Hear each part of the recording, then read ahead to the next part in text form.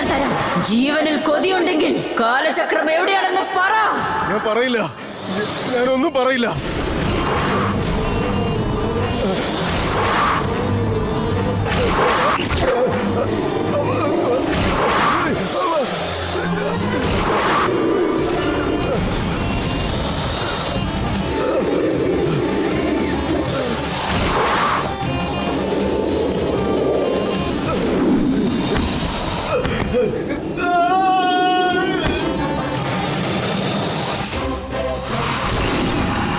കിച്ചു,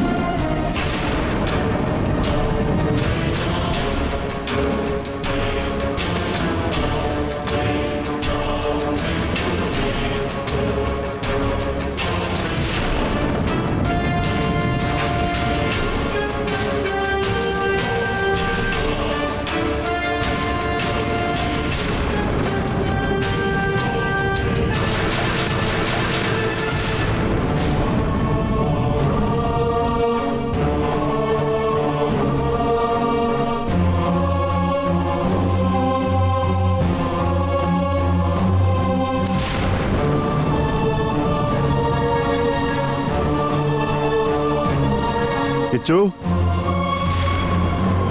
കിച്ചു.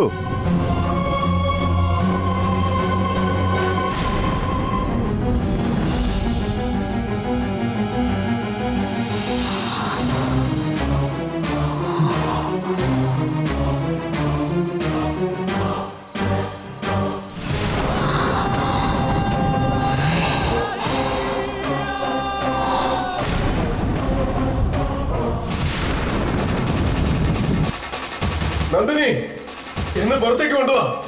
എനിക്ക് ശ്വാസം വിടാൻ പോലും പറ്റുന്നില്ല.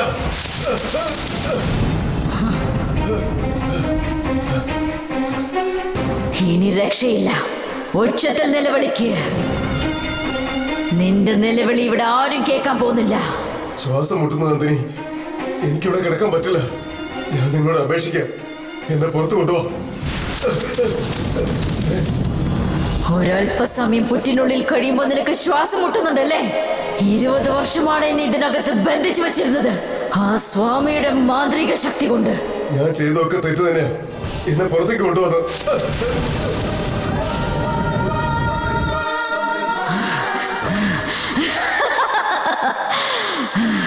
നിന്റെ ഓരോ നിലവിളി ഇതിനകത്ത് നിന്ന് മുഴങ്ങുമ്പോഴും ഈ പുറ്റുമണ്ണ് നിന്റെ ദേഹത്തെ വീണുകൊണ്ടിരിക്കും. ഇതിനകത്ത് തന്നെ മണ്ണ് മൂടി ശ്വാസം മുട്ടി സമാധിയം അടഞ്ഞിരിക്കും.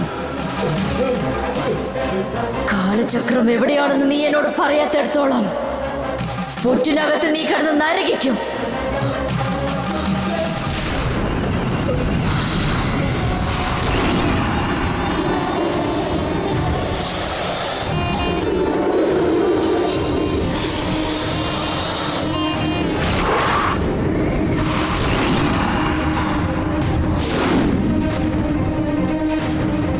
നന്ദിനി, നന്ദിനി.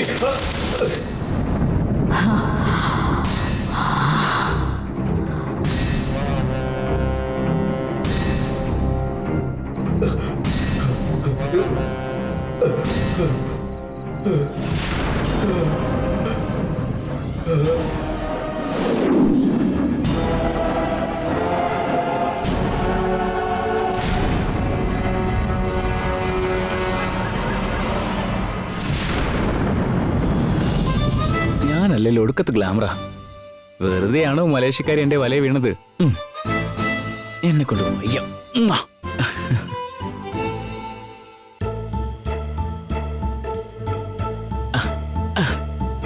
ആരുടെങ്കിലും കണ്ണ് തട്ടും എനിക്ക്. അമ്മയോട് പറഞ്ഞ് ദൃഷ്ടി ചുറ്റിയിടണം. എന്താടാ മോനെ, കുറച്ചു നേരം ആയല്ലോ നീ കണ്ണാടിയുടെ മുന്നിൽ നിൽക്കാൻ തുടങ്ങിയിട്ട്. അമ്മയ്ക്ക് മനസ്സിലായല്ലേ, അമ്മയുടെ മോൻ പണ്ടേ ഗ്ലാമർ അല്ലേ. ഇങ്ങനെ ചീകി മിനിക്കിട്ട് കാര്യമൊന്നുമില്ല. നിന്നെയൊക്കെ ഏതെങ്കിലും പാടത്ത് കൊണ്ടു നിർത്താൻ കൊള്ളാം. എടി, അവനെ ഇങ്ങനെ കളിയാക്കാതിരിക്കാൻ നിന്നെ കൊണ്ട് പറ്റില്ല അല്ലേ? എന്റെ മോൻ ഒരുങ്ങിയാലും ഇല്ലെങ്കിൽ അവന്റെ സൗന്ദര്യത്തിന് ഒരു കുറവും വരില്ല. താങ്ക് യു അമ്മേ. അതെ അതെ, ഇവന്റെ പിന്നാലെ പെമ്പിള്ളാരിങ്ങനെ ചുറ്റി നടക്കല്ലേ. ഇവന്റെ ഈ കോലം കണ്ട ഒരൊറ്റ പെമ്പിള്ളാര് പോലും തിരിഞ്ഞു നോക്കില്ല. നിനക്ക് തെറ്റിപ്പോയി മായേ, തെറ്റിപ്പോയി. എന്റെ പേഴ്സണാലിറ്റി ബഹുമാനിക്കുന്ന ആൾക്കാരും ഉണ്ട് മോളെ. നീ കുറെ പെമ്പിള്ളാരുടെ പുറകെ നടന്നതൊക്കെ എനിക്കറിയാം. പക്ഷെ ഇന്ന് വരെ ഒരു പെണ്ണെങ്കിലും നിന്നെ പ്രേമിച്ചിട്ടുണ്ടോടാ? എന്റെ പെണ്ണ് ഉടനെ തന്നെ ഇങ്ങോട്ട് വരുവടി. എന്തൊക്കെയാ നീ പറയുന്നേ? ഫോണിൽ ഒരു മലേഷ്യക്കാരി പെൺകൊച്ചായി ചാറ്റ് ചെയ്തോണ്ടിരുന്നില്ലേ? അവളെ പറ്റിയാണോടാ? അവള് തന്നെ അമ്മേ, സന്ധ്യ ഫ്രം മലേഷ്യ. എടാ, എനിക്കതൊന്നും വിശ്വസിക്കാനേ എന്റെ പറ്റുന്നില്ല. അമ്മേ, ഞാൻ പറയുന്ന സത്യം തന്നെയാ. വരുന്ന 20-ാം തീയതി സന്ധ്യ ഇന്ത്യയിലേക്ക് വരാൻ പോവാ. ആദ്യം താജ്മഹൽ പോയി കണ്ടിട്ട് പിന്നെ എന്നെ കാണാൻ വേണ്ടി അവൾ ഇങ്ങോട്ട് വരിക. മുരളി, നീ പറയുന്നൊക്കെ സത്യമാണോടാ? സത്യമായിട്ട് എന്റെ മരുമോൾ ഇങ്ങോട്ട് വരുവാണോ? അതെ എന്റെ അച്ഛാ, കൺഫേം ആണത്. അവള് മാത്രമല്ല, അവളുടെ അമ്മയും അച്ഛനും ഹോൾ ഫാമിലിയും അവരുടെ ഈ മരുമകനെ കാണാൻ വേണ്ടി വരിക. നിന്റെ കാര്യം ഓർത്ത് എനിക്ക് ഒരുപാട് സന്തോഷായടാ. എന്റെ മോനൊരു കല്യാണം ഉറക്കുന്നില്ലല്ലോ എന്ന് വിചാരിച്ച് വിഷമിച്ചിരിക്കായിരുന്നു ഞാൻ. ഇപ്പഴാണ്ട മോനെ എനിക്കൊരു സമാധാനായത്. അമ്മ എന്തൊക്കെയാ ഇവനോട് ഈ പറഞ്ഞോണ്ടിരിക്കുന്നേ? ഇതിലെന്താ മായ എത്ര പ്രശ്നം? സ്വന്തം മോന്റെ കല്യാണം നടക്കാൻ പോകുന്നു അറിയുന്നതിനേക്കാളും വലിയൊരു സന്തോഷം എന്തോ ഒരു അമ്മയ്ക്ക് കിട്ടാനുള്ളത്. എന്റെ സ്വീറ്റ് അമ്മ ഇത്. എന്റെ പൊന്നു മോനാ നീ. അയ്യോ അച്ഛാ, ഇവിടെ അമ്മയും മോനും കൂടെ സ്നേഹിച്ച് മുത്തം കൊടുക്കുന്നതൊക്കെ കണ്ടിട്ടും അച്ഛനൊന്നും പറയാനില്ലല്ലേ? ഞാനിനി എന്താ മോളെ പറയണ്ടേ? 20-ാം തീയതി ആകാൻ ഇനി കുറച്ച് ദിവസമുള്ളൂ. അവര് വരുന്നതിനുള്ളിൽ കാര്യങ്ങളൊക്കെ എങ്ങനെ ഏർപ്പാടാക്കണമെന്നാ ഞാൻ ഈ ആലോചിച്ചോണ്ടിരിക്കുന്നത്. എടാ, എത്രയും പെട്ടെന്ന് എന്ന് അളിയനോട് ഈ സന്തോഷ വാർത്ത പറ. ഞാൻ വരുന്നില്ല, നിങ്ങൾ പോ. അതെന്താ? നിന്റെ ഏടത്തിയമ്മ വരാൻ പോകുക. എന്നിട്ട് നീ ഇങ്ങനെയാണ് മായ പെരുമാറുന്നത്? വാ, ആ, വാ, വാ എന്റെ കൂടെ. മായ, ഞാൻ വരുന്നില്ല. സ്വാമിയേ ശരണയ്യപ്പ. സ്വാമിയേ ശരണയ്യപ്പ. നീ എന്താടാ ഈ കാണിക്കുന്നേ? എനിക്ക് അളിയന്റെ അനുഗ്രഹം വേണോ അളിയ? എടാ മുരളി, ആ, അച്ഛാ. വന്ന് അനുഗ്രഹം മേടിക്കടാ. എന്തൊക്കെ നന്നായി വരട്ടെ മോനെ. എന്തിനാടാ മുരളിയോട് അനുഗ്രഹം വാങ്ങാൻ പറഞ്ഞേ? അത് പിന്നെ അളിയ, മുരളി മലേഷ്യയിലുള്ള ഒരു പെൺകൊച്ചുമായി ചാറ്റ് ചെയ്ത് സംസാരിച്ച് അവര് തമ്മിൽ ഇപ്പൊ ഭയങ്കര ഇഷ്ടത്തിലായിരിക്കുക. ഇപ്പൊ മുരളിയെ കാണാനായിട്ട് അവരുടെ വീട്ടുകാരെല്ലാം കൂടി ഇങ്ങോട്ട് വരണമെന്നും പറഞ്ഞിരിക്കുക. ആണോ ധർമ്മ? ഒരുപാട് സന്തോഷമുള്ള കാര്യമാണല്ലോ ഇതൊക്കെ. അങ്കിളെ, എന്തായിട്ടേ കാണിക്കുന്നേ? അവൻ ഏതവളെയാ പ്രേമിച്ചിരിക്കുന്നെന്ന് ചോദിക്കാതെ അപ്പോഴേക്ക് കെട്ടിപ്പിടിച്ച് സന്തോഷിക്കുക. പൊന്നു മോനോട് ആദ്യം ആ പെണ്ണ് ഏതാന്ന് ചോദിക്ക്. നമ്മുടെ അന്തസ്സിന് പറ്റിയ ബന്ധമാണെങ്കിൽ അപ്പൊ നമുക്ക് ആലോചിക്കാം. ഇല്ലെങ്കിൽ നടത്താൻ സമ്മതിക്കരുത്. ഞങ്ങൾ ഏട്ടനോട് മുരളിയുടെ കല്യാണത്തിന്റെ കാര്യം പറയാലോന്ന് കരുതി വന്നതാ. അതിനിടയ്ക്ക് നടത്തരുന്നിങ്ങനെ അപശകുനം പറയുന്നത് എന്തിനാ? അയ്യോ ലീല, ഞാൻ നിങ്ങളുടെ നല്ലതിന് വേണ്ടിയാ പറയുന്നേ. ഏത് നല്ലതെന്നൊക്കെ ഞങ്ങൾക്ക് നന്നായിട്ട് അറിയാം. വരാൻ പോകുന്ന പെണ്ണേ അത്ര സാധാരണക്കാരിയൊന്നുമല്ല. അവളൊരു വലിയ കുടുംബത്തിലെയാ. അവർക്ക് ഏക്കർ കണക്കിനാ റബ്ബർ എസ്റ്റേറ്റ് ഉള്ളത്. സ്വന്തമായിട്ട് 4 കപ്പലുള്ളത് അവർക്ക്. എന്റെ മോന് എന്തുകൊണ്ട് യോജിച്ച ബന്ധായത്? അന്തസ്സിലും കുടുംബമഹിമയിലും നമ്മളെക്കാളും ഒരു പടി മുന്നിലാ അവര്. സത്യാണോ? ഇതെന്നോട് നേരത്തെ പറഞ്ഞിരുന്നെങ്കിൽ ഞാൻ എന്റെ തൊണ്ടയിലെ വെള്ളം വറ്റിക്കില്ലായിരുന്നു.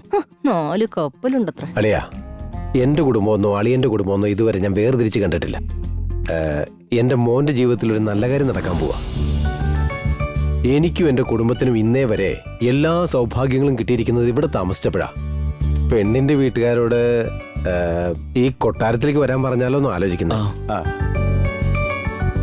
അളിയും മുൻകൈ എടുത്തു വേണം മുരളിയുടെ എല്ലാ കാര്യങ്ങളും ഭംഗിയായി നടത്തി തരാൻ. എന്താടാ ധർമ്മ, ഇതൊക്കെ നീ എന്നോട് പറയണോ? പെണ്ണ് വീട്ടുകാരോട് എത്രയും വേഗം ഇങ്ങോട്ട് വരാൻ പറ. നീ മുരളിക്ക് പെൺകുട്ടിയെ ഇഷ്ടമായ സ്ഥിതിക്ക് നിനക്കും ലീലയ്ക്കും ഇതിലൊരു എതിരഭിപ്രായം ഉണ്ടാകില്ലല്ലോ. കല്യാണം നമുക്ക് ഗംഭീരമായിട്ട് നടത്തിക്കളയാം. എനിക്ക് ഒരുപാട് സന്തോഷമായി അളിയ. ഈ കാര്യം വേഗം അരുണിനോടും ചെന്ന് പറ. ഇത് കേട്ടാ അവന് വലിയ സന്തോഷമാവും. അരുൺമോൻ ഈ കാര്യം കേട്ടാ ഒരുപാട് സന്തോഷാവും. വാലിയല്ലേ? ചെല്ലേ.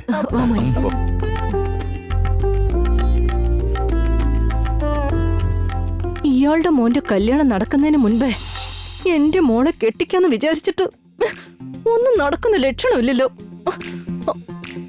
ഓ,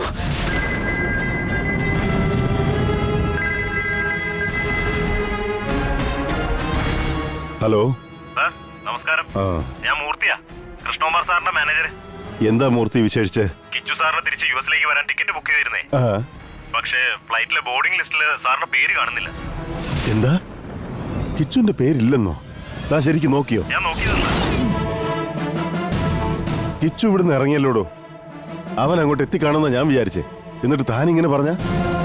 താൻ പറയുന്നത് കേട്ടിട്ട് കിച്ചു ഫ്ലൈറ്റിൽ ബോർഡ് ചെയ്തിട്ടില്ലെന്ന് തോന്നുന്നു. അതാ സാറേ എനിക്ക് മനസ്സിലാവാത്തെ. ശരി, താൻ ഇനി അതാലോചിച്ച് ടെൻഷൻ അടിക്കണ്ട. അവനൊരു പ്രശ്നം ഉണ്ടായി കാണില്ല. കിച്ചു ചിലപ്പോ എന്തെങ്കിലും ആവശ്യമായിട്ട് വേറെ എവിടെയെങ്കിലും പോയതായിരിക്കും. ഞാനും ഏതായാലും ഒന്ന് അന്വേഷിക്കാം. ശരി സാർ. ആ. എന്താ രാജശേഖര, മുഖത്ത് വല്ലാത്തൊരു പരിഭ്രമം ഉള്ളതുപോലെ? അതെ ഭൈരവി, കിച്ചു US പോയെന്നാ ഞാൻ കരുതിയേ. ഫ്ലൈറ്റിൽ പോലും കേറിയിട്ടില്ലെന്നാ അവന്റെ മാനേജർ വിളിച്ചു പറഞ്ഞേ. നന്ദിനിയെ പറ്റി അറിയാനാ അവൻ അവിടുന്ന് ഇങ്ങോട്ട് വന്നത് തന്നെ. ഇവിടെ നന്ദിനിയെ കണ്ട് പേടിച്ചൊന്നും പറഞ്ഞ് ഇവിടുന്ന് തിരിച്ചു പോയതാ. അവൻ അവിടെ എത്തിയിട്ടില്ലെങ്കിൽ പിന്നെ എവിടേക്ക് പോയതായിരിക്കും എനിക്ക് ഒരു പിടുത്തവും കിട്ടുന്നില്ല ഭൈരവി. ഒരുപക്ഷേ നന്ദിനി ആ സ്വാമിയെ കൊന്നിട്ട് ഒരു ചതുപ്പിൽ കുഴിച്ചിട്ടതുപോലെ കിച്ചുവിനെ കുഴിച്ചിട്ട് കാണോ? എനിക്ക് തോന്നുന്നത് കിച്ചുവിനെ അതുപോലെ കൊന്നു കാണുമെന്നാ. എന്താ ഭൈരവി ഇത്?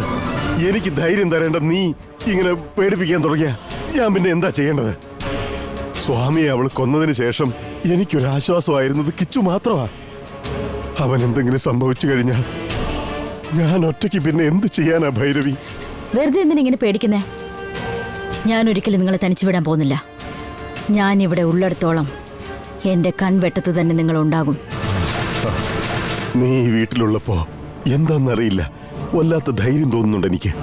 നീ വേണം ഞങ്ങളെയെല്ലാം എല്ലാ ആപത്തിൽ നിന്നും കാത്തു രക്ഷിക്കാൻ. അതൊക്കെ ഞാൻ നോയിക്കോളാം. നിങ്ങൾ ആദ്യം പോയി കിച്ചുവിന് എന്താ സംഭവിച്ചെന്ന് അന്വേഷിച്ച് കണ്ടുപിടിക്കേ. ശരി ഭൈരവി.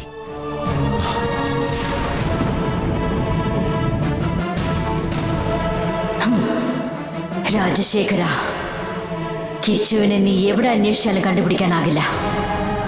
അവനെ ഞാൻ പൊറ്റിനകത്ത് തളച്ചിട്ടിരിക്കുക.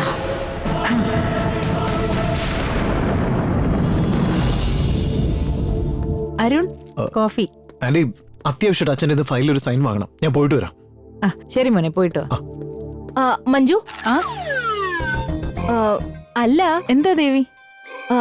അരുണിന് ഇടയ്ക്കിടയ്ക്ക് കോഫിയൊക്കെ കൊണ്ടുവന്ന് കൊടുത്ത് ഓവറായിട്ട് സ്നേഹം കാണിക്കുന്ന എന്തിനാ? അതിന്റെ ഏട്ടന്റെ മോനോടുള്ള സ്നേഹമാ. നിനക്ക് അങ്ങനെ ആവശ്യമില്ലാതെ ഓരോന്നും തോന്നുന്നതാ. അല്ല, ഒരു കാര്യമില്ലാതെ നീ ഇങ്ങനെയൊന്നും ചെയ്യില്ലെന്ന് എനിക്ക് നന്നായിട്ടറിയാം. ഒരു കാര്യമില്ല. ഈ വീട്ടില് വെറുതെ ഇങ്ങനെ ഇരുന്ന് തിന്നുന്നതിനേക്കാളും എന്തെങ്കിലും ഒരു പണി നമുക്കും കൂടെ ചെയ്യാലോ എന്ന് കരുതി. ആ, നീ വേണമെങ്കിൽ ഈ കാര്യത്തിൽ എന്നെ ഫോളോ ചെയ്യും. ആ, ഞാൻ എന്തിനാ മഞ്ജു നിന്നെ ഫോളോ ചെയ്യുന്നേ? സ്വന്തം വീട്ടിലേക്ക് വന്ന അധികാരത്തോടെ പെരുമാറുന്നതാ ശരി. ഞാൻ എന്റെ ഇഷ്ടത്തിന് ജീവിക്കുന്നു, നീ നിന്റെ ഇഷ്ടത്തിന് നടന്നോ. ആ ശരി, ഇങ്ങ് തന്നെ. അരുൺ മോന് വേണ്ടിയിട്ട് കോഫി ഞാൻ കുടിച്ചാലും കുഴപ്പമില്ല. നിന്നോട് പറഞ്ഞിട്ട് എന്ത് കാര്യം? കോഫിയൊക്കെ കുടിച്ചിട്ട് ചുമ്മാ തേരപ്പാരം നടന്നോ.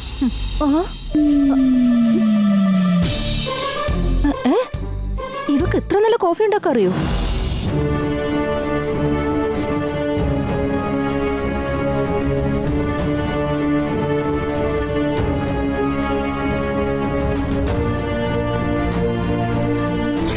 എനിക്കിനി ഒരു നിമിഷം പോലും നിന്റെ ഈ കൊട്ടാരത്തിൽ നിൽക്കാൻ ഒരു താല്പര്യമില്ല. ഞാൻ പോവാറായി. കിച്ചു സാറിന് തിരിച്ച് US വരാൻ ടിക്കറ്റ് ബുക്ക് ചെയ്തിരുന്നേ. പക്ഷേ ഫ്ലൈറ്റിലെ ബോർഡിംഗ് ലിസ്റ്റിൽ സാറിന്റെ പേര് കാണുന്നില്ല. എന്താ? കിച്ചുന്റെ പേരില്ലെന്നോ? ഒരുപക്ഷേ നന്ദിനി ആ സ്വാമിയെ കൊന്നിട്ട് ഒരു ചതുപ്പിൽ കുഴിച്ചിട്ടതുപോലെ കിച്ചുവിനെ കുഴിച്ചിട്ട് കാണോ? എന്റെ കാര്യം ഞാൻ തന്നെ നോക്കിക്കോളാം രാജശേഖര.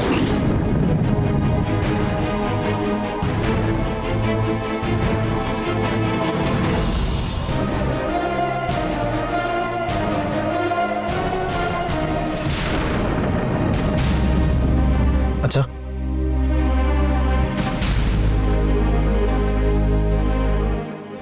എന്താ മോനെ? ഒന്നുമില്ല അച്ഛാ, അച്ഛൻ്റെ ഒരു സൈൻ ഈ ഫയലിൽ വേണം. ദാ ഇവിടെ.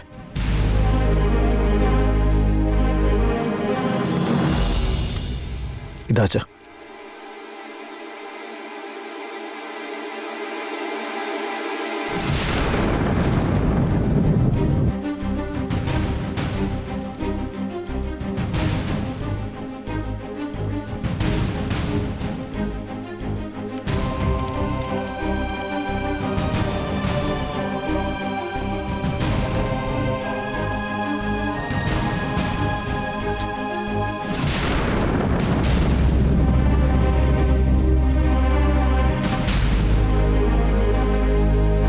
എന്താ അച്ഛാ, ഞാൻ പറഞ്ഞതൊക്കെ എപ്പോഴും മനസ്സിൽ കിടക്കണോ?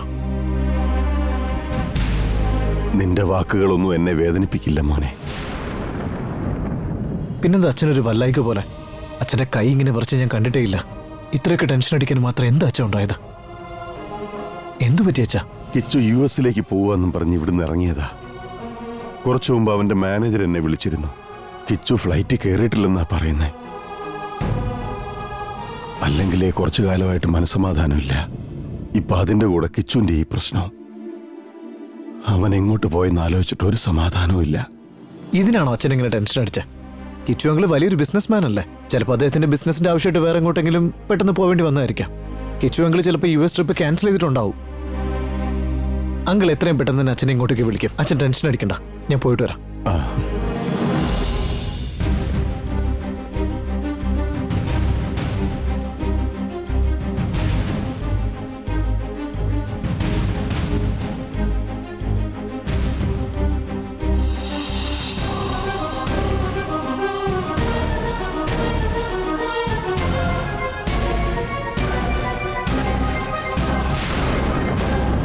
അരുൺ,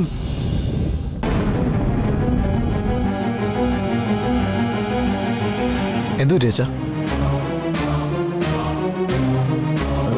നിനക്ക് അച്ഛൻ പറയേ. ഞാനത് നിന്നോട് എന്ത് തന്നെയാണെങ്കിലും പറയച്ചാ.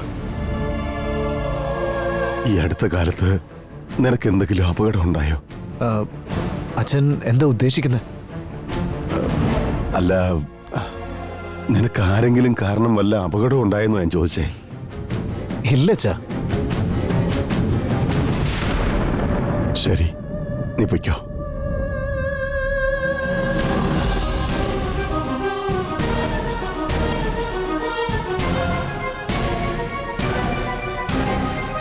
അരുൺ, എന്താച്ചാ? അല്ല, ദേവസേനയ്ക്ക് ഈ അടുത്ത കാലത്ത് എന്തെങ്കിലും അപകടം സംഭവിച്ചായിട്ട് അറിയും?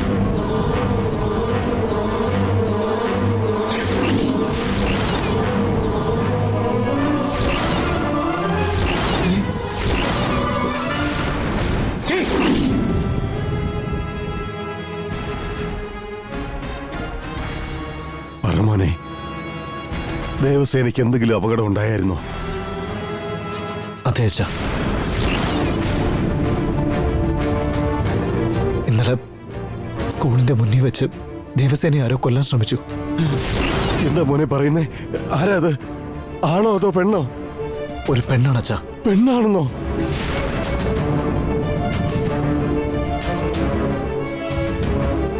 അവരെ കാണാൻ എങ്ങനെയായിരുന്നു? നിനക്ക് അവരെ കണ്ടിട്ട് എന്തെങ്കിലും പ്രത്യേകതയുള്ളതായിട്ട് തോന്നിയോ? കണ്ടിട്ട് അങ്ങനെ പ്രത്യേകതകളൊന്നും തോന്നിയില്ല. അവളുടെ മുഖത്ത് കണ്ടത് പ്രതികാരഭാവമായിരുന്നോ? അതെ അച്ഛാ. അച്ഛൻ ഇതൊക്കെ എങ്ങനെ മനസ്സിലായി? അവളെ തന്നെയാ ഞാനും അന്വേഷിച്ചോണ്ടിരിക്കുന്നേ. ഭാഗ്യം കൊണ്ടാ നീ ഇപ്പൊ അവളെ കണ്ടത്. അവൾ ഏത് രൂപത്തിലാണെന്ന് എനിക്ക് അറിഞ്ഞേ മതിയാകൂ. നീ നന്നായിട്ട് വരയ്ക്കുന്നതല്ലേ? അവളെ നീ ഒന്ന് വരച്ചു കാണിക്ക. അച്ഛാ നിക്കച്ചാ. അച്ഛാ, ആ സ്ത്രീയെ ശരിക്കും ഞാൻ കണ്ടിട്ടില്ലായിരുന്നു. ദേവസേന പറഞ്ഞ രൂപം വെച്ച് ഞാൻ മനസ്സിലാക്കിയതാ. എന്തിനാ അച്ഛൻ ഇങ്ങനെ ടെൻഷൻ അടിക്കുന്നേ? അവരേതോ ഭ്രാന്തിയാണെന്ന് എനിക്ക് തോന്നുന്നു. അല്ല, അവൾ ഒരിക്കലും ഒരു ഭ്രാന്തി അല്ല. ദേവസേന നേരിട്ട് കണ്ടതാ അച്ഛാ. അവർക്ക് ഭ്രാന്ത് തന്നെയാ. അല്ലെന്ന് പറഞ്ഞില്ലേ? ദേവസേന അവരെ നേരിട്ട് കണ്ടതാ. പിന്നെ അച്ഛൻ എങ്ങനെ പറഞ്ഞ അവരെ അച്ഛൻ അറിയോ? എനിക്കറിയാം അവരെ. അച്ഛൻ എങ്ങനെ അറിയാന്നാ? അറിയൂന്ന്? എടാ, അവളാ നന്ദിനി.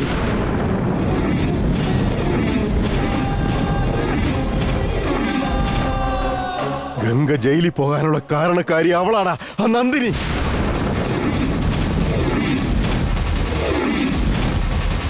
ഇരുപത് വർഷമായി എനിക്ക് സ്വസ്ഥത തരാത്ത ആ നന്ദിനി അവളാടാ. നീ ആ നന്ദിനിയെ തന്നെ അരുണെ കണ്ടത്? നന്ദിനി ഒരു പാമ്പാണെന്നല്ല അച്ഛനെന്ന് പറഞ്ഞേ. ഞാൻ നിന്നോട് പറഞ്ഞ സമയത്ത് ആ അവസ്ഥയിലായിരുന്നു. എന്നാ ഈ കാർത്തിക പൗർണമി കഴിഞ്ഞതോടെ അവള് പെണ്ണായി മാറിയിരിക്കുക. നന്ദിനി ഒരു സാധാരണ നാഗമല്ല. നീലകണ്ഠ ഋഷിപത്നി അഞ്ജുമന ദേവിയുടെ അംശമാണ് മോനെ അവള്. ശക്തി നാഗമാണ്.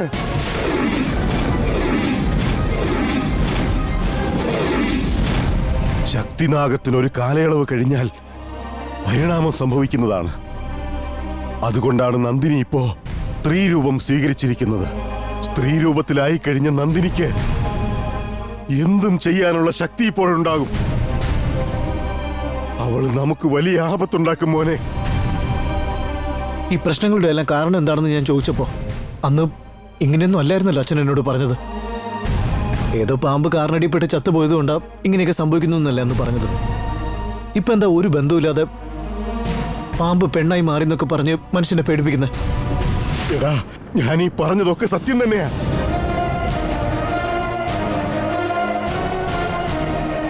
കുഞ്ഞായിരുന്നപ്പോ എനിക്ക് നിന്നെ പോലും നന്നായി ശ്രദ്ധിക്കാൻ കഴിഞ്ഞിരുന്നില്ല. കാരണം ഞാൻ ആ നന്ദിനിയെ കഴിഞ്ഞ 20 വർഷമായി പിന്തുടരുകയായിരുന്നു. നന്ദിനിയെപ്പറ്റി സ്വാമി പല രഹസ്യങ്ങളും എന്നോട് പറഞ്ഞിട്ടുണ്ട്. അതിലൊന്നാണ് അവൾ സ്ത്രീയായി മാറുമെന്നുള്ള കാര്യം. ആ നന്ദിനിയെ സ്ത്രീരൂപം സ്വീകരിക്കുന്നതിൽ നിന്ന് തടയാൻ വിശ്വലിംഗ പൂജ വരെ സ്വാമി നടത്തിയിരുന്നു. പക്ഷെ അതെല്ലാം തരണം ചെയ്ത് നന്ദിനി ഇപ്പൊ സ്ത്രീരൂപം സ്വീകരിച്ചിരിക്കുക. അത് മാത്രമല്ല മോനെ അരുൺ, സ്വാമിയെ കൊന്നതും അവൾ തന്നെയാ. എന്താ, നമ്മുടെ സ്വാമിയെ കൊന്നത് നന്ദിനിയാണെന്നോ? അതെ മോനെ, സ്വാമി നന്ദിനിക്കെതിരായി മാന്ത്രിക ശക്തി കൊണ്ട് ബന്ധിക്കാൻ നോക്കിയത് കൊണ്ടാ സ്വാമിയെ അവള് ക്രൂരമായി കൊന്നുകളഞ്ഞത്. നന്ദിനി പ്രതികാരം ചെയ്യാൻ തുടങ്ങി മോനെ. ആ മഹാമാന്ത്രികനായ സ്വാമിയെ കൊന്ന സ്ഥിതിക്ക് നമ്മുടെ കാര്യം പറയാനുണ്ടോ മോനെ? നമ്മൾ ഇനി ഒരുപാട് ശ്രദ്ധിക്കണം അരുൺ.